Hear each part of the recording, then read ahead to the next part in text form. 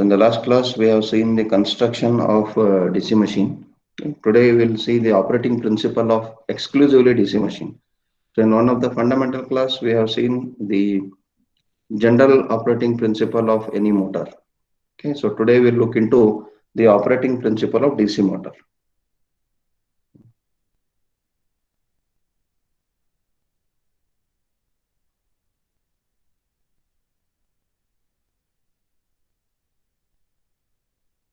Operating principle of DC motor.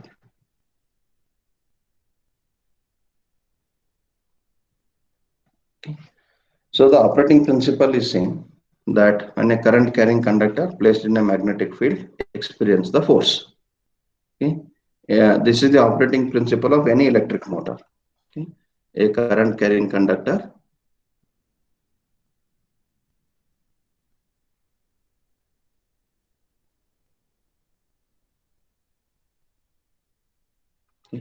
uh, kept in a magnetic field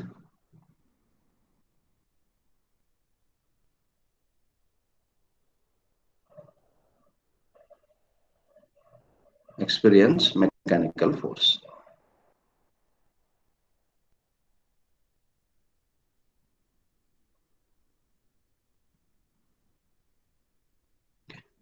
And direction of force is given by Fleming's left hand rule. Okay.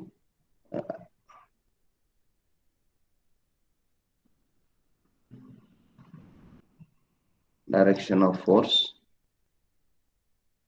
because this is dynamic in nature, it is given by Fleming's left hand rule. Direction of force is determined by Fleming's left hand rule.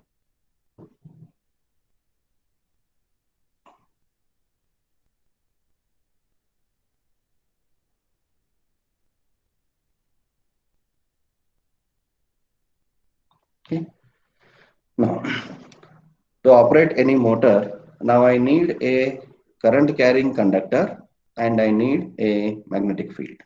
So that arrangement we will make. Suppose I have a two-pole magnetic field.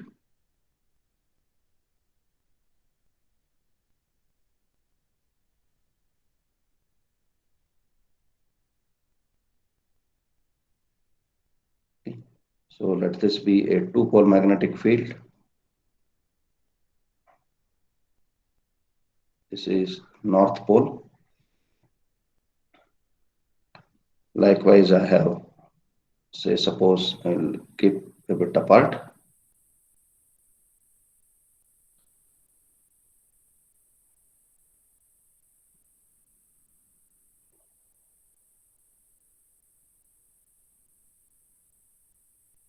This is South Pole. And whenever I say a conductor, conductor doesn't mean a isolated one. Okay, it is always a coil. Okay, it is always a coil. Now let us consider I have a coil, a single turn coil kept in this magnetic field. Okay.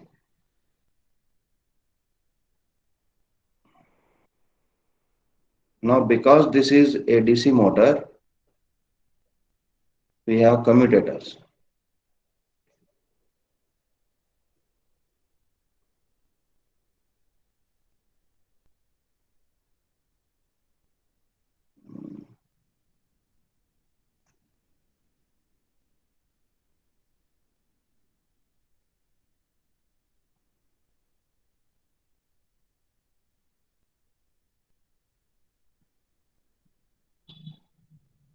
Okay. So let this be a commutator segment, two segments. Okay.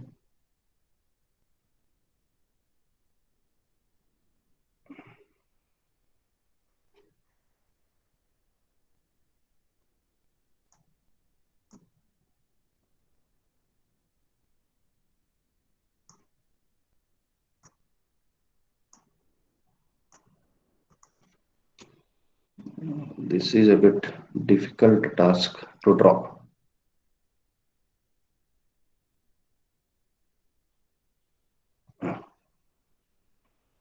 Okay.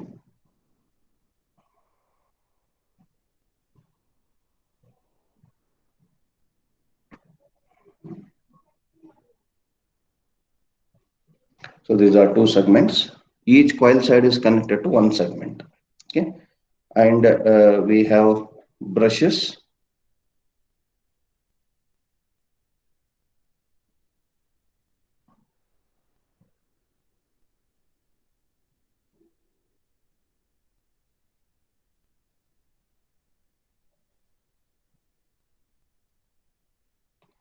So these are the brushes through which I am supplying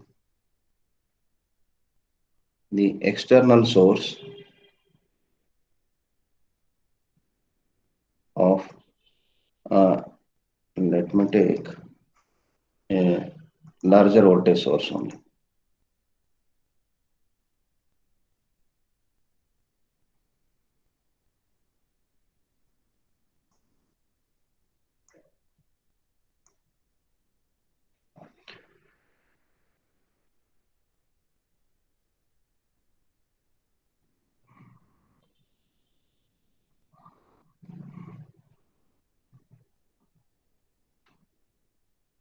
Okay,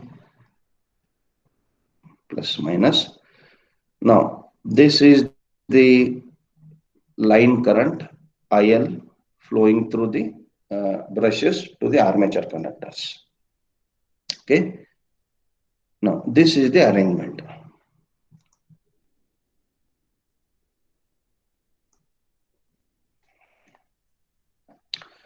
Let me name the conductors as AB and CD. It will be more clear in understanding. Now current IL flows through the brush, through the commutator and into the conductor. Now observe, this is a single term. Okay, conductor AB and CD will form the coil sides of the same coil.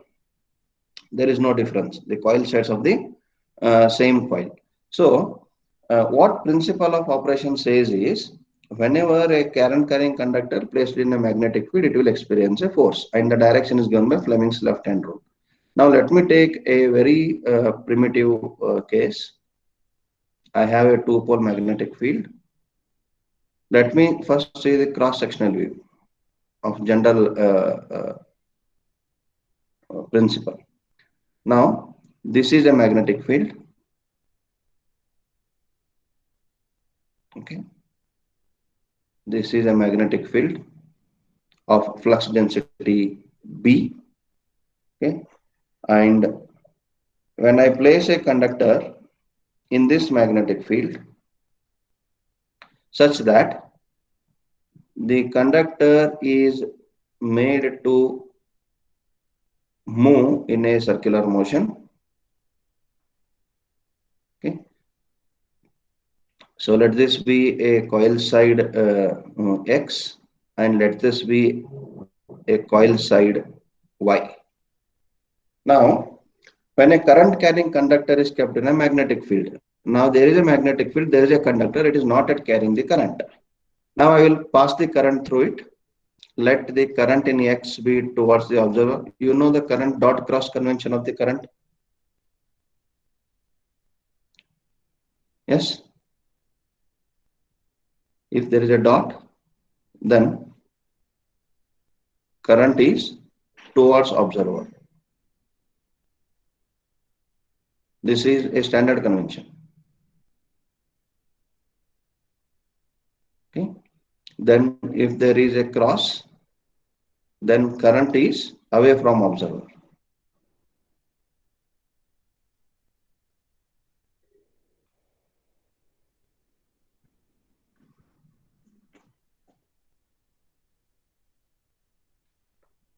Then the current is away from observer. Now, in conductor X, current is towards observer. In conductor Y, current is away from observer, because it forms the same side of the coil. Two sides of the same coil. So the direction of current in each coil side should be opposite to each other. Okay. How that is ensured is by keeping these two coil sides in opposite polarity. It will not happen automatically. Please don't be in an impression that if current flows in conductor AB, then current in CD has to flow from D to C. If current in conductor AB is from A to B, then current in conductor CD is from D to C. This won't happen automatically. This I have to provide. Okay, this condition I have to provide by keeping the coil side CD in opposite polarity as that of coil side AB. So the coil span I should keep 180 degrees. This is very much required in understanding, because generally what people think that because there is a series connection through the back end and front end connections, if current in AB is from A to B, then automatically current in CD will flow from D to C. No, it won't flow automatically. Yeah, I have to provide that condition so that if current in AB is from A to B, current in CD should be D to C. So that will happen only when I keep the coil sides of these two coil 180 degrees apart, or coil span equal to 180 degrees exactly. So this you should remember. Now, here conductor X and Y are now kept in a magnetic field which are carrying current. Now apply Fleming's left hand rule to conductor X. Okay. Now what Fleming's left hand rule says? I think we did not define Fleming's left hand rule, right? Right hand rule we defined.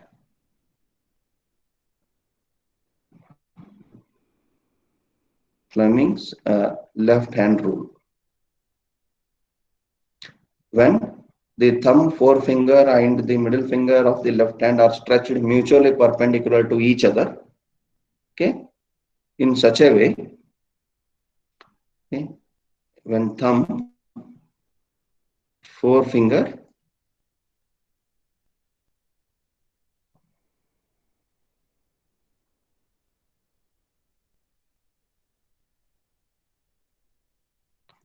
and middle finger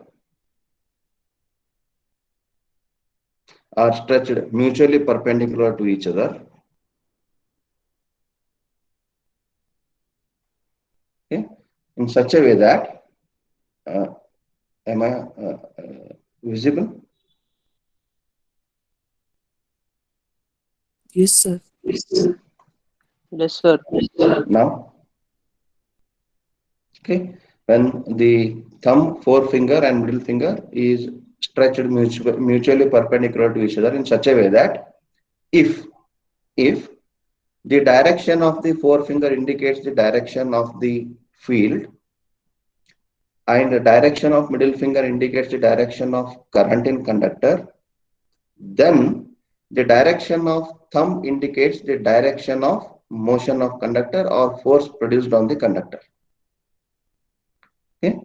Now, as per this application of Fleming's left hand rule to the uh, conductor X and Y here, to this conductor X and Y, now the direction of field is from left to right.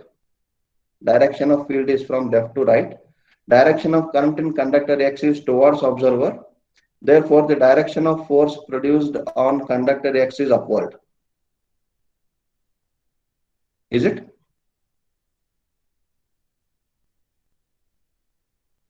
Is it right?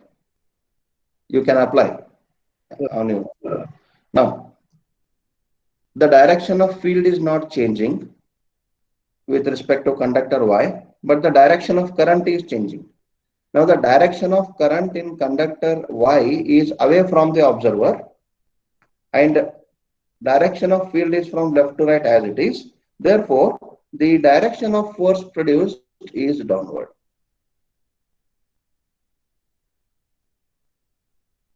Direction of force produced is downward. Now, why this is significant? Now, the question is why I should keep the coil sides 180 degrees apart. It is for this reason. Now, observe, if there are only two conductors or a single turn coil in the entire armature, and if I don't provide coil span 180 degrees, what will happen? If the conductor X is dragged upward, then conductor Y should be dragged downward. Then only I will get a rotating motion, right? If I don't do this, if I don't keep coil sides 180 away from each other, conductor Y also may end up carrying the same current in the same direction as that of X. Then force produced will be in the same direction, upward only, okay, which will restrict the motion of the rotor. So what happens here? Here what happens is, when I provide the current, when current IL or IA, let me take it as IA only because it is flowing in armature conductor. When current IA is flowing in armature coil with a coil side AB from A to B, okay, from A to B, then current IA will flow in coil side CD from D to C. Okay, then I have a direction of field from left to right. Okay, this is field. Apply left hand rule again here. Now conductor AB will experience a force upward. Conductor CD will experience a force downward. Okay. Conductor AB will experience a force upward. Conductor CD will experience a force downward. This continues. This continues as the rotor starts rotating. Commutators will also start rotating, sliding over the brushes. Okay. And these commutators are now inverting DC current into AC current. Now, how it is AC? Okay, you may ask.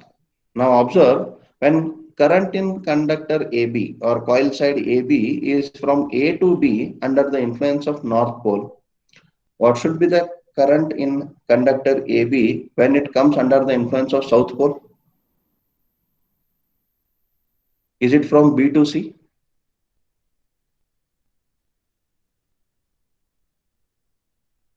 When this coil side AB will come under the influence of North Pole, under the influence of South Pole, current will be from B to C. And when this conductor CD will come under the influence of North Pole, now the current will be from C to D because the direction of current is same in external circuit. The current has to get in through, let us say, commutator segment X and commutator segment Y. Now, commutator segment X has to make the current enter. Commutator segment Y should make the current exit. Okay. So therefore, the direction of current in external circuit is same. It is a unidirectional current. So when the commutator segments rotate, then CD will come under the influence of North Pole. AB will come under the influence of South Pole. Then what happens? Now current has to flow from X only. So now C is in contact with X. Conductor C is now in contact with X. So current has to flow into the X. So it will flow into the C to D. Now current conductor AB, A is now in contact with Y, brush Y. Now current has to exit. Now current has to come out of A. Now it is getting into the A. Okay, it is for understanding. Terminal is for understanding. Okay. So in this way, in the armature, whether it is a DC motor or a DC generator, the armature conductors always carry alternating current. So in DC generator, commutator is converting AC to DC. In a DC motor, commutator is inverting DC to AC. If I don't use commutator, DC motor will not operate. I don't get this operation of DC motor. It may be a different operation, but I won't get this operation of a DC motor. If I don't use commutator, then I can't use a DC source to operate this machine. Okay. Now, are the things clear up to this point?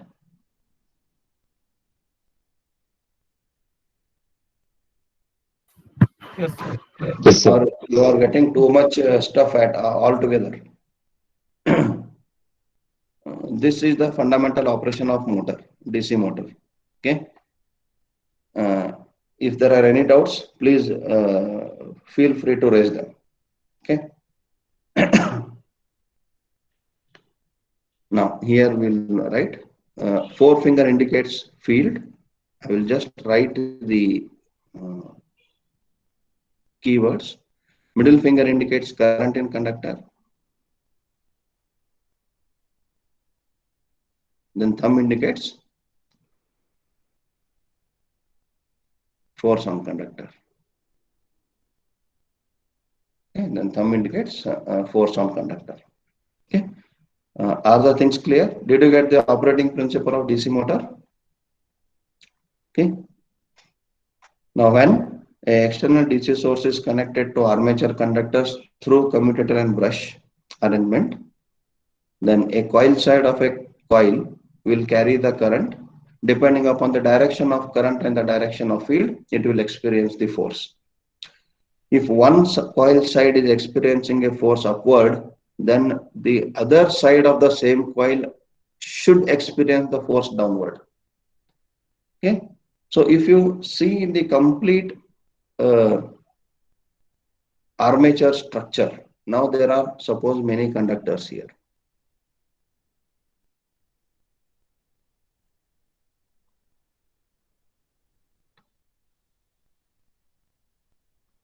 Okay. Suppose there are many conductors. Then half of the conductors will experience the force upward, half of the conductors will experience force downward. Then what is the net force? Zero. It appears zero, but it is not zero. All the forces are adding up. Okay, now let us consider the left half of the conductors are under the influence of North Pole. All are carrying the current towards the observer. Right part of the diagram are under the influence of South Pole. All are carrying the current away from the observer. Now conductor X and Y are exactly at the center of the poles. Therefore, the force is either exactly vertically upward or downward. Now what about this?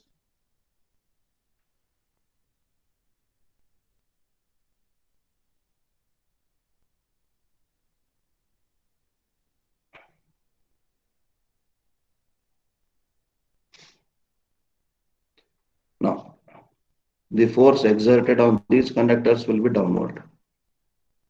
Now observe whether the forces are adding up or getting negated. It appears that, and no doubt, the force produced on each coil side is opposite to the other one. Because one is getting upward force, other is getting downward force. But when I have made a rotating arrangement here, are these not forces aiding each other to rotate the entire structure in the same direction?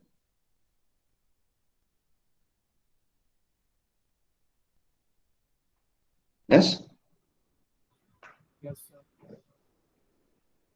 Yes or no? Yes, sir. Okay. Though it appears that in the coil sides, the force is exerted in opposite direction, but because of the structure that I have provided, don't forget the structure. This is not a linear motion, this is a circular motion. The structure what is been provided is to rotate in circular motion. So the structure is in such a way that though the coil sides are getting opposite forces, they are aiding each other to make the rotating structure rotate in one direction. So all the forces are adding up. So the total force on the armature is equal to the number of armature conductors multiplied by the force on each armature conductor. With this, the rotor starts rotating. the force becomes cumulative in the same direction and the rotor starts rotating. Are the things clear now? How a DC motor rotates? This is operating principle of DC motor. Operating principle of induction motor is different, synchronous motor is different. Not because of the same reason induction motor rotates or synchronous motor rotates. This principle is exclusively for DC motor. Is it clear? Any clarification is needed here?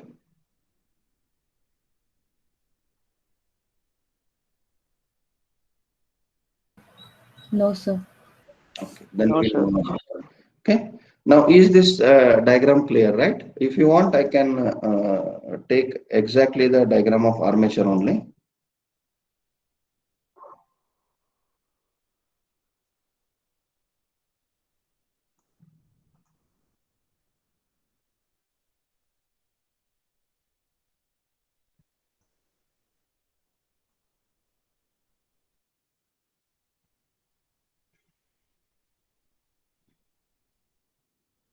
Okay, now this is my armature. Now, if I am keeping this in a two-pole magnetic field,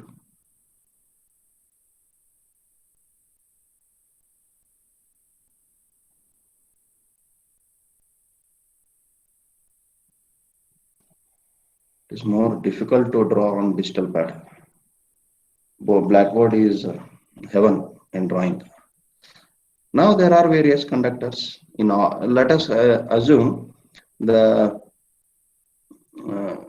each slot is carrying more than one conductor.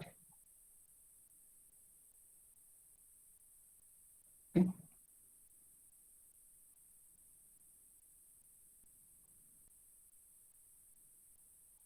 Now what is happening here? These current carrying conductors are kept in a magnetic field, so these are experiencing the force. Now observe, conductors are not free to move.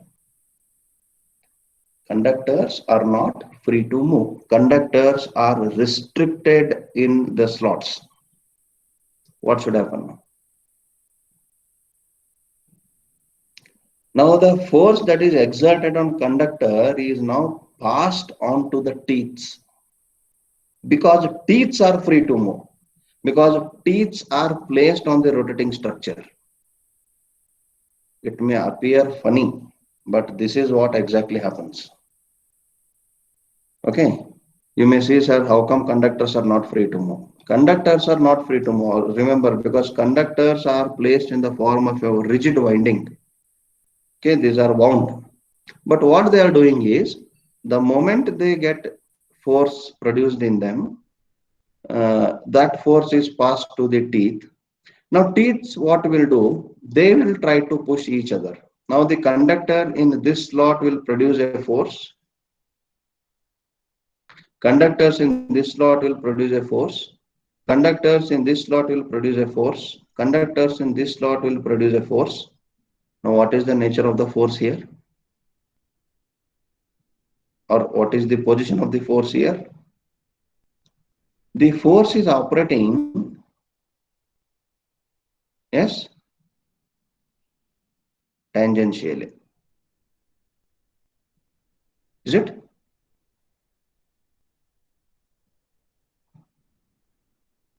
Is the force operating tangentially? Yes, sir. What is tangential force called as?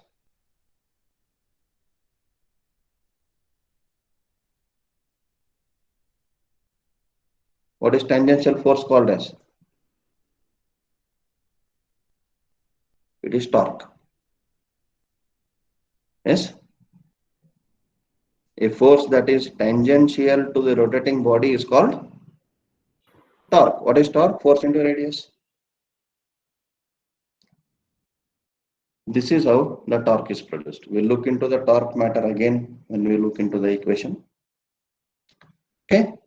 Now it is the torque that is making the motor to rotate, because the force is produced tangential, and the force in any motor is tangential. So all the motors will generate torque. Okay, the force which is tangential to the armature uh, uh, structure is making the torque to be produced. Now, larger the diameter of armature, larger will be the torque produced with the same amount of force. Larger the diameter of armature will provide larger torque produced with the same amount of force. Okay, so you know that the gear structures and all. You studied about gears in elements of mechanical engineering, EME.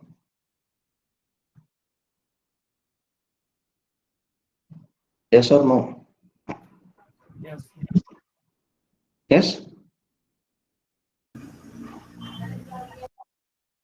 There you studied about gears or not? Yes, sir. Yes, sir. Okay. So if the size of the gear is large, if the size of the gear is large, okay, it will produce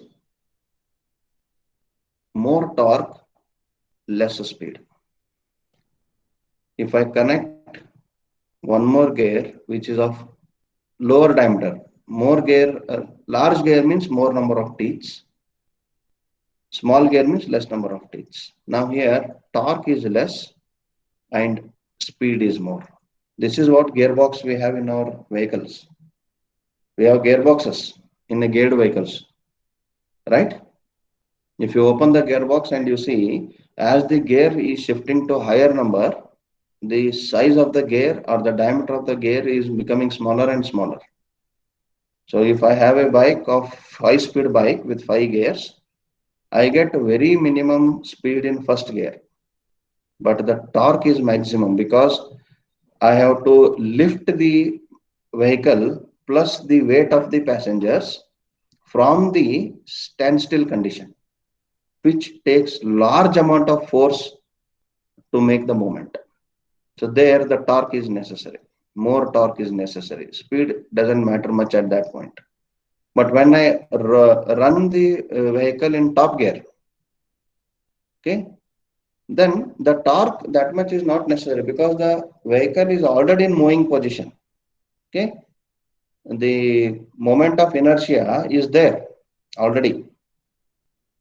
Okay, so I don't need large force to propel the vehicle, to move the vehicle ahead. Only I need to maintain the speed. Therefore, in the top speed, the torque is very much minimum, speed is very high. You can't start running a bike in third gear. This is all our experience, right? When in signal, what we do? If signal goes red when we are moving, we turn off our vehicle. Okay, and when we turn on and try to lift the vehicle or try to move the vehicle, we will be forgetting that it will be in third, fourth gear. The vehicle will suddenly, the engine will suddenly turns off. It will fail to move. Why it will fail to move? Because in the higher gears, the torque is not sufficient to take the weight of the machine and the passengers in movement. Again, I have to get back to first gear. By that time, 100 people will be honking back. Okay, then we have to move ahead. Is this the experience of everybody? So this is the relation between torque and speed. More the torque, less the speed, less the torque, more the speed. Okay, why I take this example? Because you and I every day we ride bikes. Okay, geared vehicles. Okay, so best explained can be using vehicles only, torque and speed. Now, this tangential force produced will make the rotor rotate in a unidirectional. All the conductors now are forcing the rotor to rotate in the same direction, and hence the moment of armature or rotation of armature is achieved. Okay, and this is called torque. We'll come back to this again. Okay. Now, next point is classification of DC motors. Back EMF is there. After classification, we'll see. Okay. Now, with this principle, all the DC motors will operate. Any type of DC motor. We have various types of DC machines. All the DC machines will operate with the same principle. Now, let us move briefly look into the classification.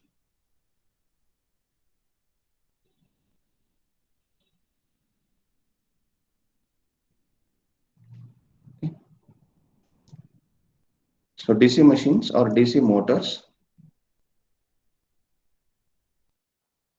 because we are dealing with motors, I will specifically deal with motors only. Generally, classification is seen with respect to DC machines.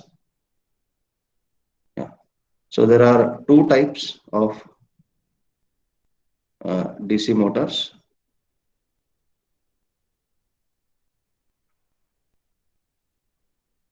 Separately excited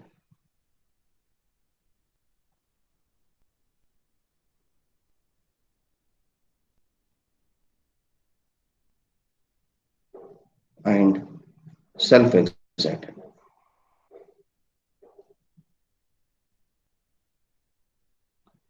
And the entire classification is based on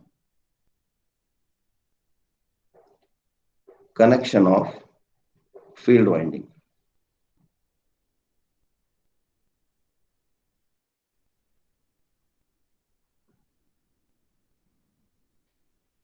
All the classification is based on the connection of field winding. So there are separately excited and self-excited. In self-excited, again, there are three types.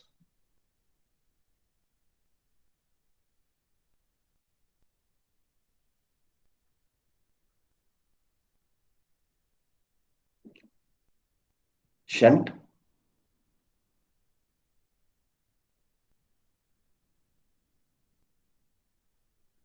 shunt motor, series motor,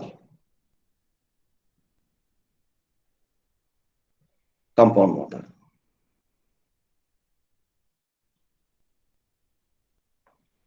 Again, in compound, there are two types.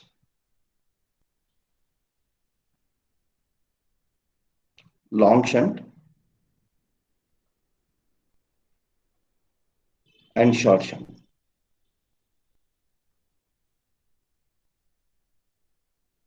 Again, in long shunt, there are two types. Differential, long shunt differential, long shunt cumulative.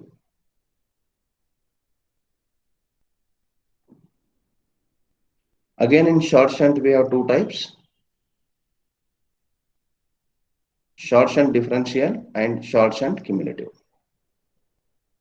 So this is the entire classification of DC motors or in general DC machines. So in separately excited DC machines, okay, field winding is supplied from separate source.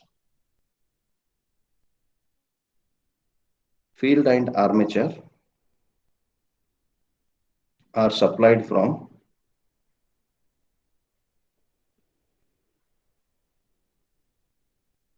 two different sources.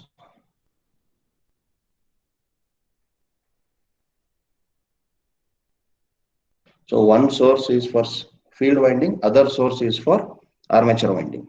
Okay, because we need magnetic field also, we need current in a conductor also. So therefore, both should be provided externally. In self-excited, okay, field and armature are given from the same source.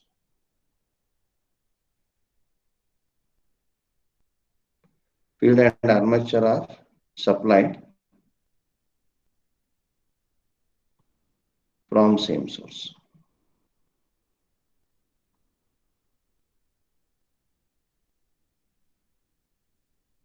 Okay. So this is the broad classification. Each type we will look into. Okay. So first we'll look into the separately excited motor.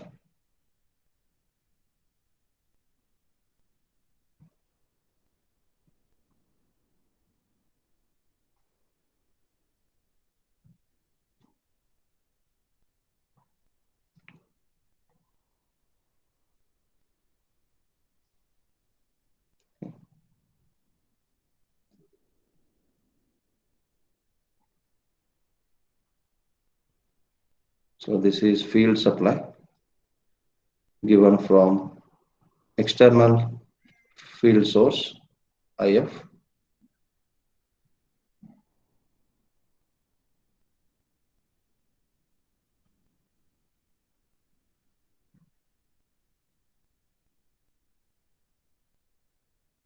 armature is supplied from another voltage source of E.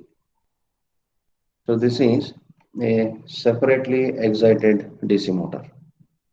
Okay. Now in self-excited, we will have various types. Okay. In self-excited,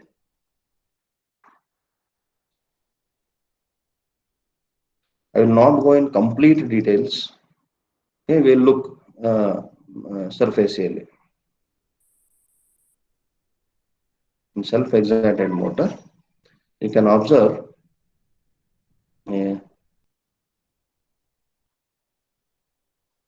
first we'll look into the shunt motor.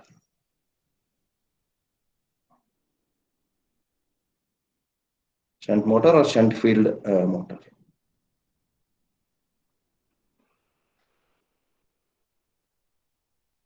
So as the name suggests, the field winding is in shunt with the armature and supply minus supply voltage V. Now the field winding is in shunt. It is in parallel with the supply and the armature.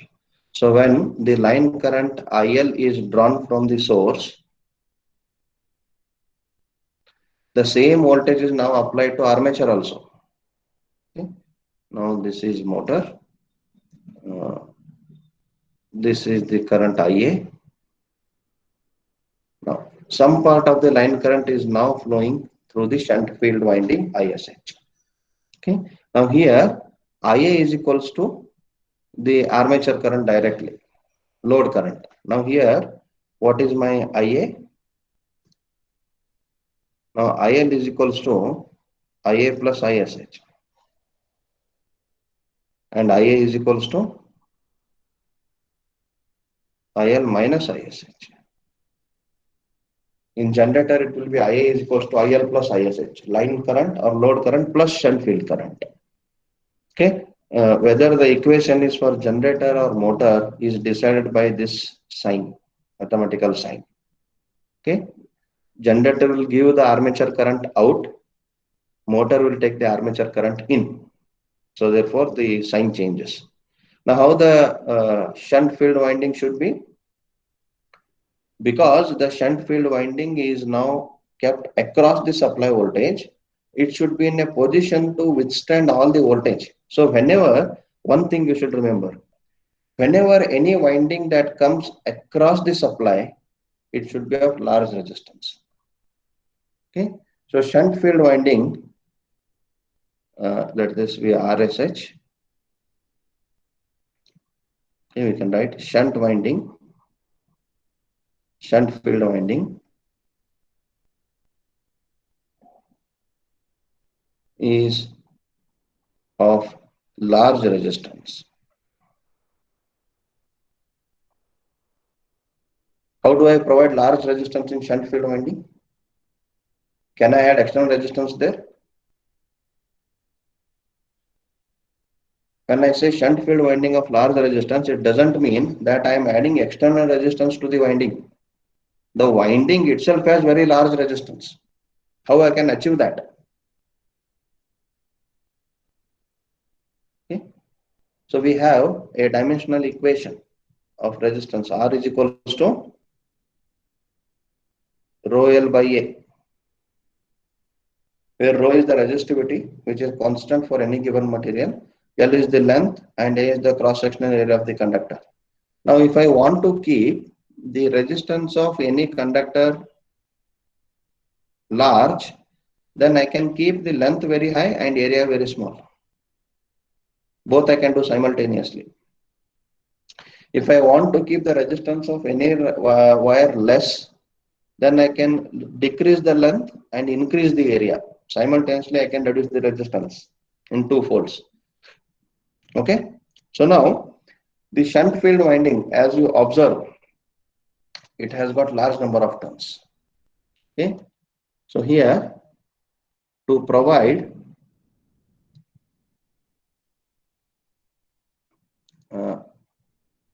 high resistance, high shunt resistance, or high RSH. Okay. winding has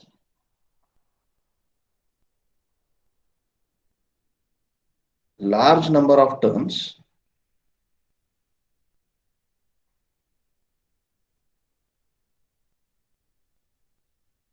made of thin cross-section conductor.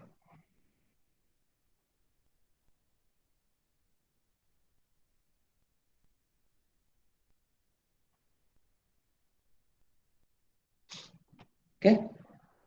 Now by large number of turns, length will increase.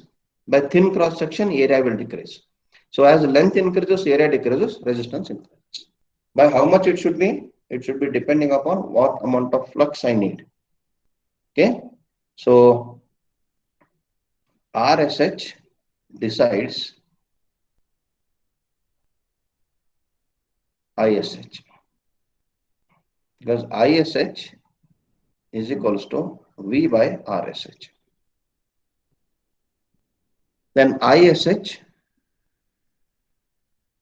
should be proportional to flux to be produced. So my resistance of the shunt field winding should be in such a way that it should allow the sufficient amount of field current to produce required amount of flux in the machine. I can't keep arbitrarily very high value of shunt field resistance.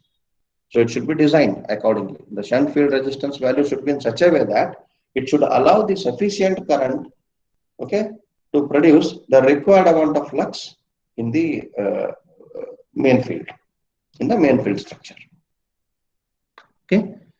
So therefore, the shunt field winding is shown with how to represent. Representation is very much important, which you people are very poor in.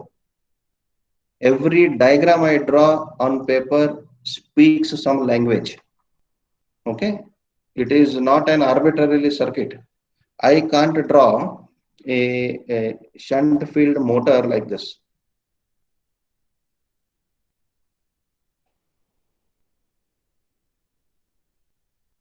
Many books have followed this. Okay, this is a wrong way of representation. Always the shunt field winding should be shown with a large number of turns. I can't show it with less number of turns. Though this is showing some current, but it is a incorrect way of representing a DC machine or a DC motor, shunt motor. Okay. Second type of what is another 5 minutes. We'll finish series. Okay. So the second type of separately excited motor is series motor. There is nothing much in series motor. Once you understand shunt, series is logically justifiable. Series motor in the sense series field motor. Shunt means shunt field motor. It all depends upon how I place the field winding.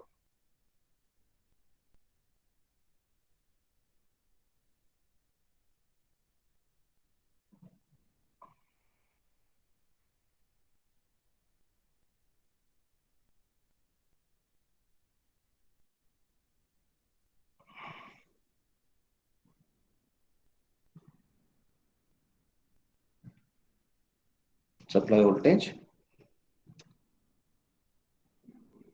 IA, this is RSC. Okay, now here IA is equals to IL. There is no separate field current. Why? Because field winding is in series with the supply and armature. Now whatever the armature will draw the current when it is loaded, the same current is now flown through resistance RSC or series field winding RSC. Now, how should be the resistance of series field winding? Should be more or high? Should be more or less?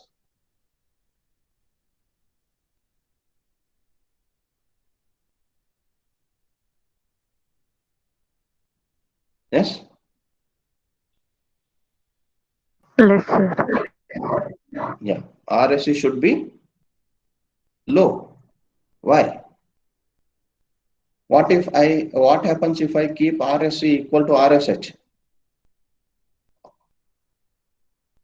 all the voltage will drop across field only, which will not be appearing across armature. If voltage will not appear across armature, it won't operate.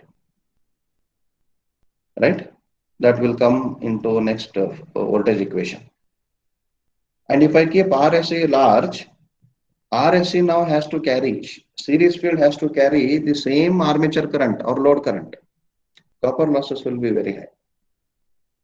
And because the flux produced is proportional to the current in field winding, I will get unnecessarily large amount of flux in the field, which is of no use for me. Okay. So, the resistance of RSC should be kept very less. The resistance of RSC should be kept very less. I think that the point of flux was not convincing. We'll drop that. Okay, don't take that in mind. Even I got a little bit confused in telling that. Excuse me for that. Okay. Now, as the series field has to carry the whole load current or line current or armature current, if I provide the the resistance of series field of large value, then it will end up in large copper losses. And a large amount of voltage drop will appear in series, and the voltage available across armature is very least. Therefore, the resistance of series field winding is kept very low. How I can do that? Now, to provide large resistance, I have to use more number of turns and thin cross section conductor. Now, to provide low amount of resistance, I should use fewer number of turns with thick cross section conductor. Okay. So therefore, series field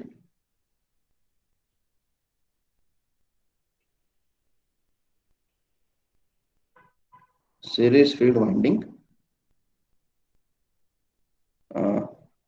will be with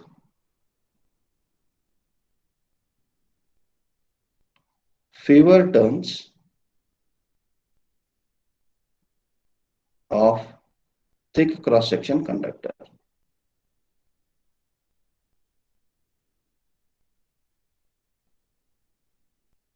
So this will ensure that length is reduced and area is increased. Okay, this will ensure length is reduced and area is increased. Therefore, my R is reduced. Here, with this, length is increased, area is decreased, therefore R increased. Okay, so this is about the operating principle of DC motor and classification of DC motor with respect to field winding, separately excited, in self-excited shunt motor and series motor. Okay, so further classification of compound motor, why it is called cumulative compound and differential compound, what do you mean by long shunt and short shunt, we will look into in next class. We'll look that we'll cover that in the next class. Okay.